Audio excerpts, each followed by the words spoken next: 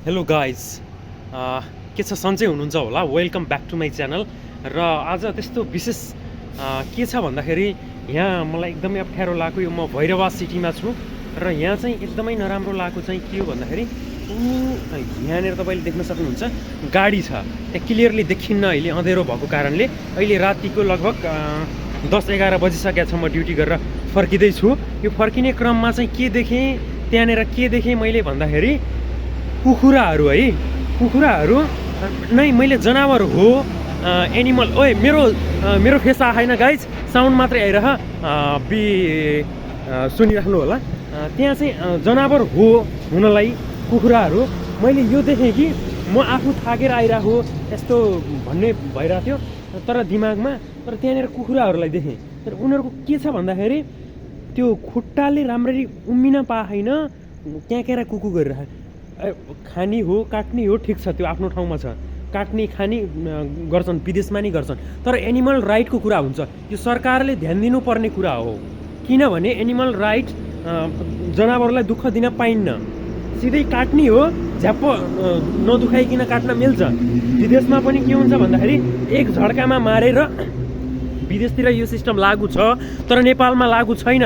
कुखुराहरू झुन्डाएर दुःख दिएर लगिरहेको हुन्छ, त्यो एकदमै नराम्रो हो। जबसम्म प्राणी जीवित छ त्यसलाई दुःख दिन हुन्न भन्ने यो कुरा यो सरकारले, अबको बालेन सरकार अब चुनाव जितिसकेको छन्, बालेन सरकारले अब हेरिदिनु पर्यो। र यस्तो म अब रातिमा यस्तो भिडियो बनाएको एकदमै अप्ठ्यारो लाग्यो कि, किनकि त्यो एकदमै बस्न नि राम्ररी, उठ्न नि राम्ररी पाएन के, त्यो बस्ने नि राम्रै ठाउँ छैन। त्यति त्यो यति गरेको हुँदो रहेछ क्या। त्यो बिचमा ग्याप सानो त्यो धेरै, एउटै सानो गाडीमा धेरै अटाउनलाई त्यसरी राखेको हुँदो रहेछ। त्यो चाहिँ रुल्स एकदमै नराम्रो हो, किनकि ठुलो गाडीहरू हायर गर्नुपर्छ। यो कुखुराको लागि बोल्यो भन्ने खालको हुन्छ, यस्तो गर्दाखेरि भिडियो बनाउँदा कुखुराको लागि पनि के बोल्दो रहेछ भन्ने खालको हुन्छ। तर यो जनावर हो, त्यसको राइट्स हुन्छ, केही न केही अधिकार हुन्छ। जबसम्म कोही पनि प्राणी बाँचुन्जेल त्यसको केही न केही अधिकार हुन्छ। त्यही भएर यो विषयमा चाहिँ अलि बोल्नुपर्छ जस्तो मलाई लागेर मैले बोलेको हो। के छ हजुरहरूको विचार कमेन्टमा लेख्न नभुल्नु होला। र यो विदेशतिर लागू भएको छ सकेसम्म, जस्तो एउटा मैले केस सुनेको केस चाहिँ के छ भन्दाखेरि यहाँनिर एउटाले लाइक के भएको थियो भन्दाखेरि एउटा भिडियो बनाउनलाई सानो कुखुराको चल्लालाई के गर्यो भन्दाखेरि मिक्सीमा हाल्यो, मिक्सीमा हालेर त्यसलाई स्वाट्ट पिस्यो, अनि त्यसलाई मुद्दा लाग्यो, यस्तै उसले भिडियो बनाएर हाल्यो, अनि यो चाहिँ यसरी दुःख दिन पाइन्न जनावरलाई भनेर उसलाई मुद्दा लाग्यो, सरकारले उ गर्यो।